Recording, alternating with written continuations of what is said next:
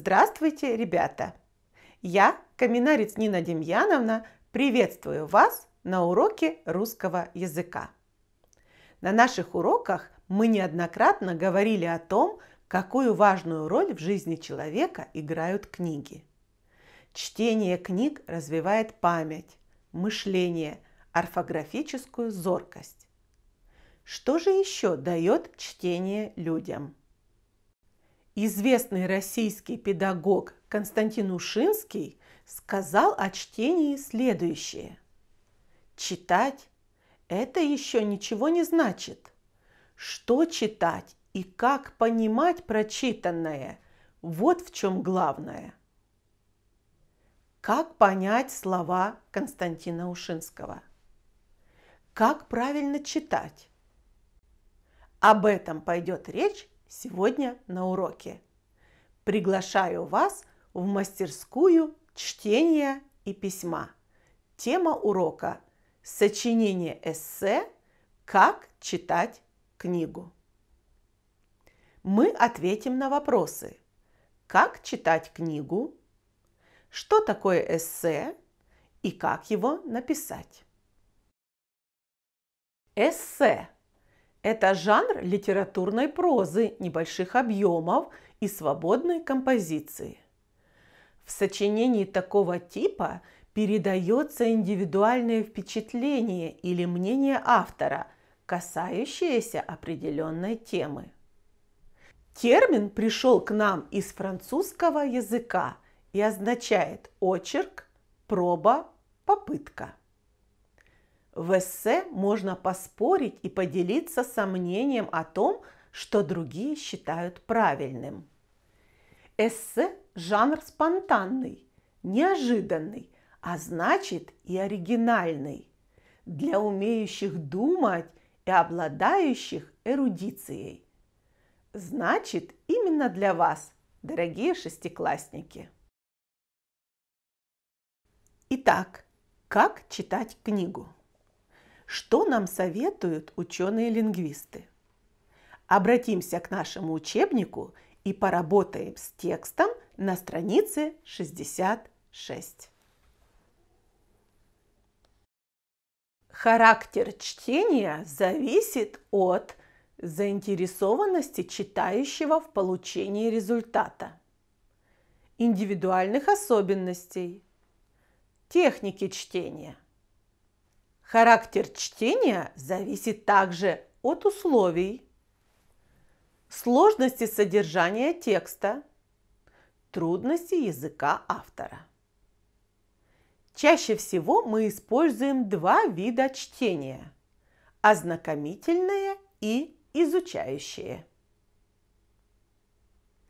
Как вы думаете, в чем различие между ознакомительным и изучающим чтением? Подберем однокоренные слова к слову ознакомительный. Ознакомление, знакомый, ознакомить, ознакомиться, знакомиться. Ознакомительное чтение поможет ответить вам на вопросы: читать или нет предложенную книгу, какая информация в ней содержится, для кого книга написана. Подберем однокоренные слова к слову изучающий. Изучить, учить, учиться, выучить, научить. Изучающее чтение поможет вам ответить на вопросы: в чем замысел автора? Что есть нового для меня как читателя? Насколько авторская позиция отвечает моему восприятию мира? Как автор передает те или иные чувства, мысли, объясняет поступки? При любом виде чтения знакомство с текстом проходит несколько этапов, каждый из которых имеет свою цель. Все приемы чтения делятся на приемы до чтения текста, приемы во время чтения текста, приемы после чтения текста. Рассмотрим подробнее, какие существуют приемы до и во время чтения. Приемы ознакомительного чтения до чтения. В первую очередь мы обращаем внимание на заглавие и имя автора. Помним из предыдущих уроков, что в заглавии отражается тема или основная мысль произведения. Знакомо ли вам имя автора? Читали ли вы его произведения ранее? Обязательно прочитайте эпиграф, если он есть. Из предыдущих уроков вы знаете, что хорошо продуманный эпиграф помогает читателю понять то, что автор хочет донести до него. Аннотация в сжатом виде презентует книгу. Рисунки, иллюстрации, схемы подсказывают, в каких ситуациях книгу можно использовать. По оглавлению вы можете сделать прогноз содержания книги.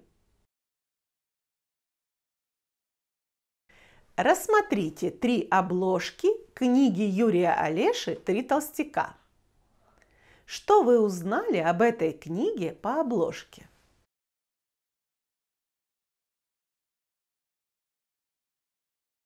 Давайте сравним ваши представления с тем, что рекомендуют специалисты.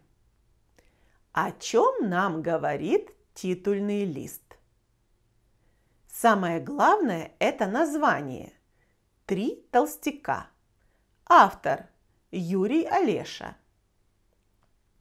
Серия «Школьная библиотека» говорит о том, что книга предназначена для детей школьного возраста, то есть для вас. Выходные данные подтверждают, что издательство, его название «Детская литература», специализируется на выпуске книг для детей. Книга выпущена в 2012 году в Москве. Еще один прием – прогнозирование содержания книги по аннотации. Аннотация – это краткое описание книги, которое дает читателю представление о произведении, рассказывает завязку сюжета или обозначает общую тему книги. Обычно аннотация публикуется на обороте книги. Что вы можете сказать о книге, аннотация к которой помещена на слайде? В книге «Город великого путешественника» собраны очерки, рассказывающие о далекой эпохе Великого Шелкового пути, о природных и социальных катастрофах того времени, об археологических находках и изучении забытых памятников, расположенных на территории Кыргызстана. Рассчитана на широкий круг читателей, интересующихся славным прошлым своего Отечества. Из аннотации мы узнали, что в книге представлены очерки, то есть собрано несколько историй о далекой эпохе Великого Шелкового пути. Книга рассчитана на широкий круг читателей, значит, она написана доступным языком. Будет интересно тем, кто изучает славную историю своего Отечества. В свободное время, ребята, проанализируйте ваши учебники, например, учебники русского языка и литературы, по предложенным в параграфе схемам. Воспользуйтесь планом ответа. Первое. Фамилия, имя автора. Знаете ли вы его? Второе. Название. Ваш прогноз по названию книги. Третье. Год и место издания книги. Четвертое. Что подсказала аннотация? Пятое. Как помогло содержание, оглавление. Шестое. Схемы, рисунки, если есть. И седьмое. Возможности использования книги.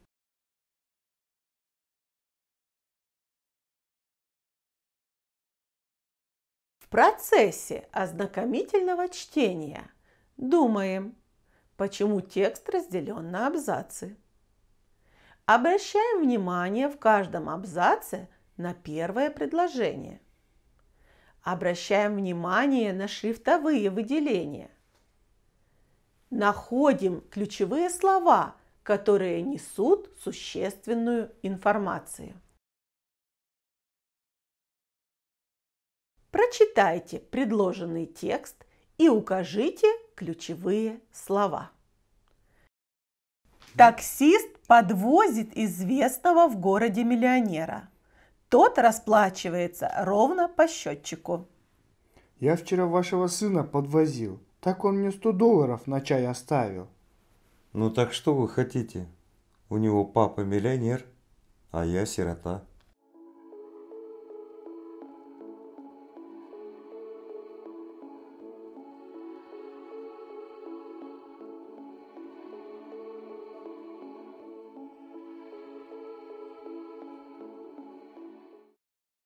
Ключевые слова текста.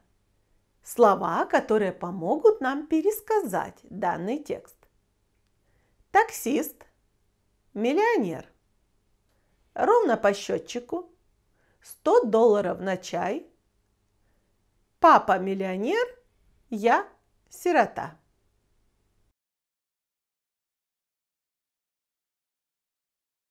Рассмотрим приемы изучающего чтения.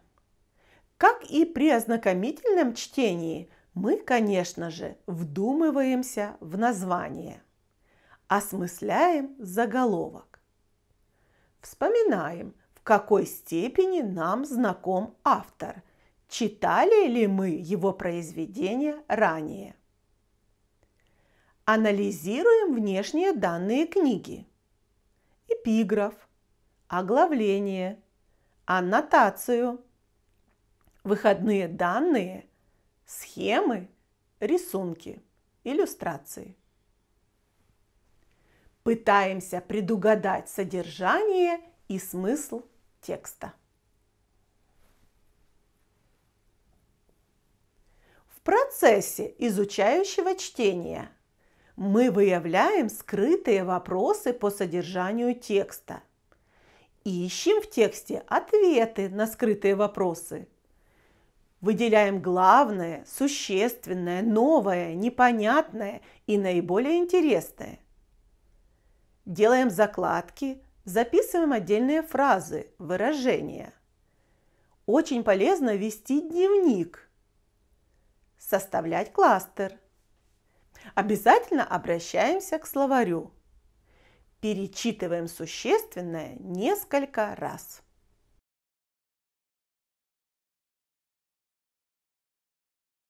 На основе схемы составим алгоритм работы с книгой в процессе чтения. Первое. Я выявляю скрытые вопросы. Второе. Я ищу ответы на вопросы. Третье. Я выделяю главное. Приемов, используемых на стадии осмысления прочитанного, очень много. Например, введение читательского дневника, написание отзыва, эссе.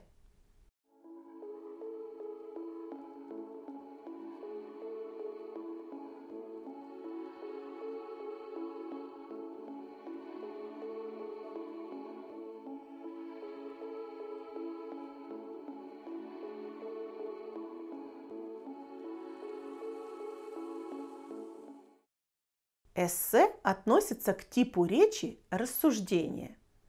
Вспомним структуру текста рассуждения. Рассуждать значит доказывать. Доказывать значит приводить аргументы.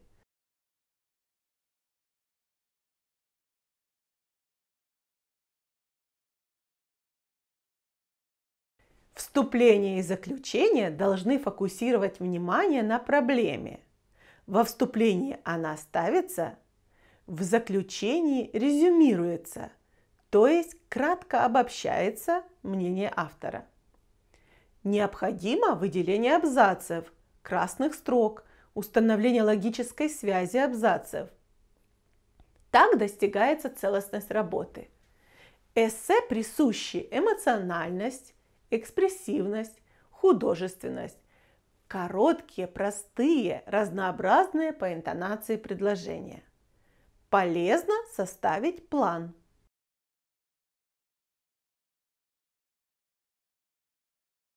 Составим примерный план эссе «Как читать книгу». Первое. Необычный урок русского языка. Возможен второй вариант – мой опыт чтения. Второе. Что важного я узнала на уроке. И третье. Какие советы обязательно буду использовать. Сегодня на уроке мы ответили на вопросы: как читать книгу, что такое эссе и как его написать. Домашнее задание. Напишите сочинение эссе «Как читать книгу», используя свои размышления и материалы параграфа 24. А сегодня наш урок завершен. Спасибо, друзья, за внимание. До новых встреч!